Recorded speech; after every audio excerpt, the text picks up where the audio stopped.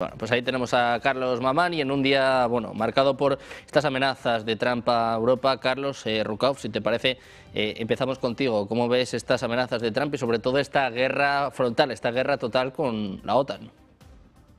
Creo que es un plan perfectamente orquestado por el Pentágono que tiene una larga trayectoria. Piensen que Trump todavía no cumplió el primer año de gobierno. Y está muy claro que esto último que vimos en noviembre, el Consejo de Seguridad, la resolución por Gaza, que ahora tiene como cría esta especie de ONU paralela, esa resolución en el Consejo de Seguridad no fue vetada ni por China ni por Rusia. Cuando vos ves lo que ocurrió en Venezuela, no apareció nunca una escuadrilla de F-35 del lado de los MiG-35 rusos en Maiquetía, ni se movieron los barcos chinos.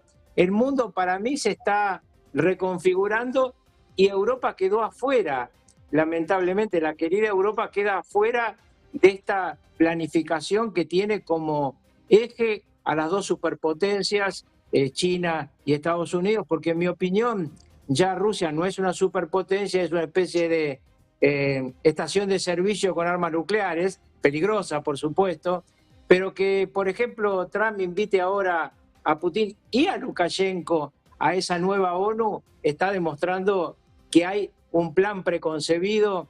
Bueno, hay un análisis muy interesante en Financial Times sobre lo que se está pergeñando y escribe Estados Unidos, porque no es que Estados Unidos no está contando lo que va a hacer, está contando que se va a quedar con lo que se tiene que quedar de acuerdo a su decisión estratégica. Y cuando vos vas y ves que el Ártico ahora lo ha incluido en América, porque en definitiva cuando hay este América para los americanos, ¿no? Con corolario Trump, era incluido también el Ártico, y la discusión sobre el Ártico estaba en los papeles del Pentágono hace 5 años con los mismos argumentos que dio ayer Trump, es decir, un avance ruso, en realidad un avance ruso donde estaban montados los chinos en el Ártico con una diferencia esencial respecto a la estructura norteamericana en materia aeronaval en una zona clave porque está muy cerca de Estados Unidos.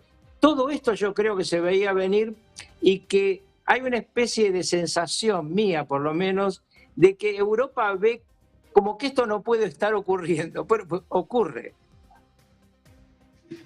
Bueno, pues desde luego que está ocurriendo. El problema ahora, o quizás la pregunta es cómo va a afrontarse, ¿no? Te quiero preguntar también por ello, Cristian, ¿cómo ves estas amenazas de Trump a Europa, amenazando con aranceles del 10% que pueden llegar al 25% y sobre todo pues con lo que ya parece una decisión, ¿no? Lo que parece una realidad, y es que Estados Unidos va a quedarse con Groenlandia, quiera o no quiera Europa. Sí, Europa, yo en ese sentido, coincidiendo con lo que decía el doctor Rucauf, quedó en la irrelevancia más absoluta. Esto es un hecho y esto no es casual, es merced a las propias políticas europeas que desde hace 80 años eligieron hacer seguidismo del matón del barrio, o sea, los Estados Unidos, a través de la Guerra Fría, en todos esos periodos, y bueno, eso los ha sumido en la irrelevancia. Incluso esto de este mensaje por el tema del premio Nobel, ¿no? Esto de que va a dejar de darle tanta importancia a la paz, y es casi de ficción, ¿no? Esa frase, parece un villano de película, pero en realidad es una amenaza velada que le envía a Europa diciéndole que por los intereses de Estados Unidos va a hacer lo que tenga que hacer, incluida la guerra si hace falta. Me parece que en ese sentido los europeos no tienen a dónde ir, ya están sumidos en esa irrelevancia. Y acá hay algo que se da que es paradójico, me parece interesante analizarlo, porque muchas veces la figura de Donald Trump se la simplifica demasiado, y si bien es un personaje muy pintoresco, no le quita complejidad psicológica. Y Donald Trump, aparte, ya lo hemos hablado en otras ocasiones, Sergio, desprecia profundamente a estos europeos, a estas élites políticas globalistas. Siento un profundo desprecio hace poco, que ya está bastante claro el papel, cómo están distribuidas las tareas, Marco Rubio con el tema del hemisferio occidental y Vance en las charlas con Europa. Y incluso han habido europeos que han dicho, azorados, este hombre nos odia, sí, la verdad es que tienen un desprecio profundo a aquello en lo que se ha convertido Europa, que está escrito en la Estrategia de Seguridad Nacional, publicada hace algunas semanas atrás. Y esto, paradójicamente, tiene dos vertientes Trump. No es nada ideológico, a mi modo de ver, es un pragmático, un realista, un hombre de negocios que va a hacer negocios con quien necesite hacerlo, y el caso de Venezuela lo deja bastante claro, pero al mismo tiempo es muy ideológico, aunque parezca contradictorio, pero es ideológico respecto de otro tema, del globalismo. Entonces en eso él no da concesiones, más allá de que pueden haber cuestiones momentáneas en las cuales pareció acercarse a Starmer, a quien desprecia profundamente, y hay palabras de J.D. Vance en ese aspecto, vertidas en Múnich el año pasado.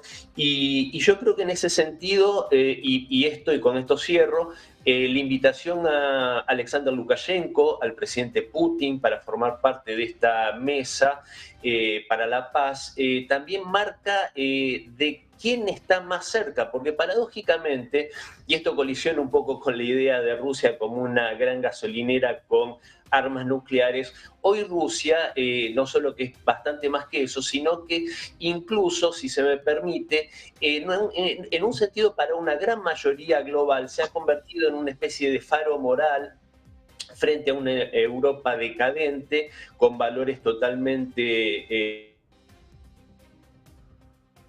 pervertidos. Entonces, en ese sentido, me parece que también está la delimitación en quiénes van a estar sentados a la mesa de decisión, que sin duda, ya lo hemos hablado en otras oportunidades, sin duda es Rusia, India, China y los Estados Unidos. Bueno, pues un momento clave para Estados Unidos, un momento crítico sobre todo para Europa, con estas amenazas de Trump, sobre todo a los países que ya han enviado tropas a Groenlandia. Carlos, te quiero preguntar por esto, ¿qué te parecen estas amenazas de Trump y sobre todo la sensación de que está llegando a otro nivel? Carlos Mamani. Sí, efectivamente, desde Europa ciertos líderes han comentado que es una actitud demencial, ¿no? Pero bueno, demencial, muy en consonancia con los contertulios. Demencial es haber creído que Europa, por parte de Europa, pensar que toda la vida esa idea de confort estratégico que le generó tras la Segunda Guerra Mundial Estados Unidos, tras su territorio en Europa, iba a ser para siempre, ¿no? Per secula seculorum. Pero bueno, en la realidad del siglo XXI que estamos atravesando, los intereses nacionales regresan después de esa resaca globalista que nos decía que todos somos lindos, iguales, que el comercio lo va a solucionar todo, vendan todo, compren todo. Eso se terminó. Ahora la cruda realidad del poder retorna a la escena internacional. El derecho internacional prácticamente ha sido herido de muerte, completamente desmantelado, principalmente por Estados Unidos, que se convierte actualmente en el promotor justamente más destacado en ese desmantelamiento, superando en el intento a potencias revisionistas como la propia Rusia, la propia China. Entonces lo que estamos viendo actualmente en Groenlandia no es para menos, ¿no? O sea, es la lógica de toda esta secuencia de hechos donde errores estratégicos por parte de Europa están conllevando. O sea, no es una, digamos, una novedad exactamente así como se la quiere plantear, era lo lógico y lo consecuente.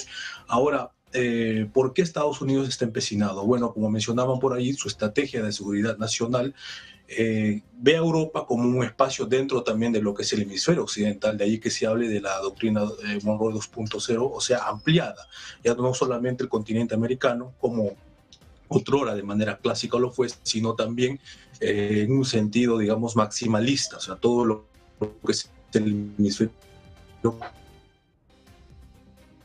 occidental, que incluye, por supuesto, y lo que es en este caso Groenlandia, ¿no? Que es un territorio prácticamente deshabitado y sobre todo sin capacidades europeas que puedan defenderlo, ¿no? Hace un momento me enteré de que Alemania mandó retirar sus soldados, o sea, ¿qué van a hacer ese puñado de soldados contra una superpotencia militar como es Estados Unidos? Absolutamente nada. Entonces, ese territorio tarde o temprano, yo creo que más rápido que tarde va a formar parte de la nueva estrategia, geoestrategia de Estados Unidos, porque no solamente por la cantidad de recursos importantes que tiene Groenlandia en sí, sino por la proyección de poder que le permite al Ártico, y no solamente, sino también a lo que es el espacio, ¿no? Al espacio sideral. Y estamos viendo cómo es que el retorno de las prédicas, las acciones fuertes en política exterior, están dando paso pues a ese tipo de liderazgo encabezado ahorita por Donald Trump dentro de Estados Unidos, y bueno, en un mundo que es cada vez más, multipolar, ¿no? Donde los grandes espacios están retomando la escena, superando a los estados-nación históricos. Y bueno, entonces en este contexto yo considero que hay mucho por analizar, mucho por ver. Veremos en qué acontece todo esto. Y para ir cerrando, se me olvidaba, con respecto a este asunto de la paz, la mesa de negociación que estás haciendo paralelamente Naciones Unidas, que está proponiendo Donald Trump, donde tiene que pagar $1.000 millones por país. Eso me parece también que es un nuevo formato, ¿no? O sea, el multilateralismo universalista onusiano está dando paso a un multilateralismo de membresía, ¿no? Donde se tiene que pagar y también alinearse a ciertas ideas que, bueno, que está propulsando la administración Trump.